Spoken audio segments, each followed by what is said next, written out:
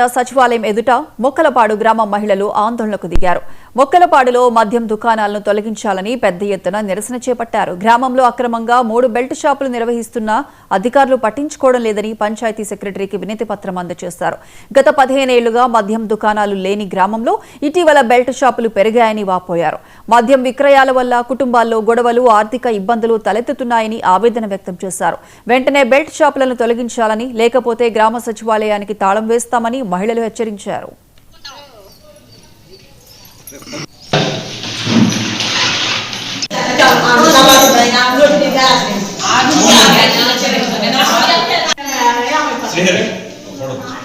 మా ఊళ్ళో 3 మందు షాపులు ఉన్నాయి. అధికారులకు చెప్పినా కానీ అసలు పట్టించుకోవటంలే. ఈరోజు సచివాలయం వచ్చి మేము అర్జీ ఇచ్చినాము. మా అధికారులు మాకు ఈరోజు చేయకుంటుంటే ఈరోజు సచివాలయానికి బేగా వేసేస్తాం. దగ్గర ముందు షాపులు ఎత్తుకుంటుంటే ఏం చేయాలి? మేము ఇళ్ళల్లో అంతే మొగోళ్ళు ఏమైనా ఉండిస్తున్నారు తాగేసా. 24 గంటల పొద్దున్న లేసి సాయంకాలం తాగుళ్ళు అయిపోయా. అడిగిన దానికి మమ్మల్ని కొడతా ఉంటారు. ఏం చేయాలా?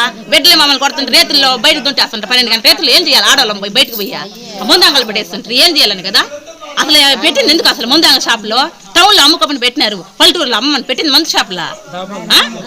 అందుకని మాకు ఆపాలా షాపులు కానీ ఆపకుండా సచివాలయం బేగా వేసేస్తాం సందాలకి. నా పేరు సునీల్ కుమారి. ఎన్ని అమ్ముకోమని చెప్పలా, ముందు అమ్మని చెప్పారా?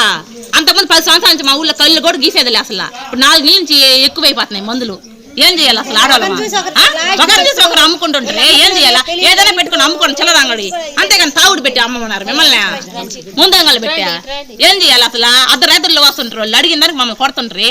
బయటకు నొట్టేసి ఆడవాళ్ళు ఏం చేయాలి? అర్ధరాత్రుల్లో పోయి బయటకు నొట్టేసి ఇంట్లో రానికుంటా ఏం చేయాలి? ఆడవాళ్ళం అసలు 24 గంటలు అయ్యా ఉంటారు.